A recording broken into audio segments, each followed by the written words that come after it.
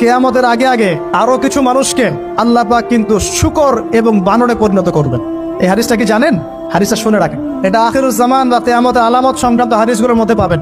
আল্লাহ রাসূল সাল্লাল্লাহু আলাইহি ওয়াসাল্লাম বলেছেন, কিয়ামতের আগে আগে আমার উম্মতের মধ্যে, ভালো করে শোনেন, কিয়ামতের আগে আগে আমার উম্মতের মধ্যে একদল মানুষ বের হবে যারা মদ পানকে হালাল মনে করবে। কাকে? মদ পান করাকে হালাল মনে করবে। যারা বাদ্যযন্ত্র, গায়িকা, নায়িকা এগুলো নিয়ে নর্তকী নাচাবে রাতের বেলা, এগুলোকে হালাল মনে করবে।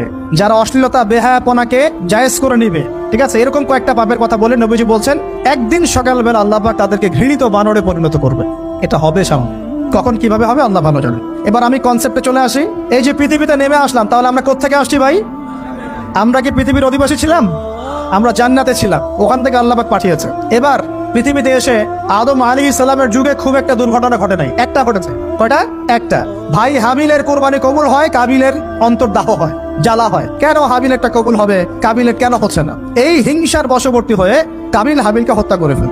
হত্যা করে লাশটা দাফন করার পদ্ধতিও তার জানা ছিল না। আল্লাহ কাককে পাঠালেন, কাককে দেখে সে শিখলো। প্রথম দুর্ঘটনা হচ্ছে হাবিল কাবিলের দুর্ঘটনা। বলে রাখি, আজকেও নিজের ভাইয়ের বেশে বহু কাবিল মুসলিম সমাজের মধ্যে ঘুরে বেড়ায়।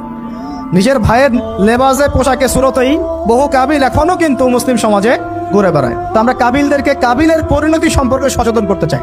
হাবিল বলেছিল, তুমি যদি আমাকে মারতে আসো, আমি তোমাকে মারার জন্য হাত বাড়াবো না।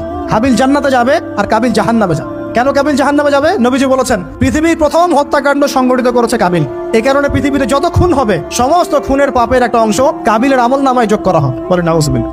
একটা কথা মনে রাখবেন, সদকায়ে জারিয়া যেমন আছে, গুনাহে জারিয়াও আছে। একটা মদের দোকান দিয়েছেন, যত মানুষ মদ খাচ্ছে, সমস্ত গোনার একটা অংশ আপনার কাঁধে আসছে। সিনেমা হল করেছেন, মানুষ সারাদিন নেকটা ছবি দেখে, নগ্ন ছবি দেখে, যত মানুষ এখানে পাপ করবে, সমস্ত পাপের একটা অংশ আপনার কাঁধে যাবে।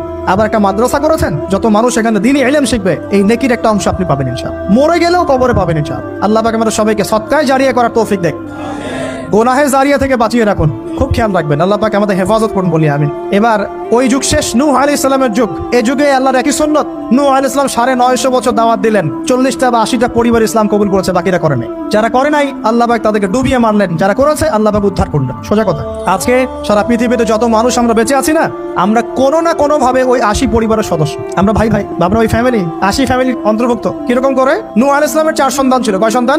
এক সন্তানের নাম হচ্ছে হাম। কি নাম? হাম। হাম ছিল একটু কালো বর্ণের। হামকে দিয়ে আফ্রিকার কন্টিনেন্টে যত মানুষ দেখছেন ব্ল্যাক স্কিনের, কালো স্কিন, এরা সবাই হামের বংশধর। মজা না বিষয়টা? মানুষের অস্তিত্ব পৃথিবীতে, ইতিহাস, এগুলো খুব ইন্টারেস্টিং টপিক। ইতিহাস পড়তে থাকলে আপনি ডুবে যাবেন। কত কিছু বিশ্বে হয়েছে আর কত কিছু হবে সামনে।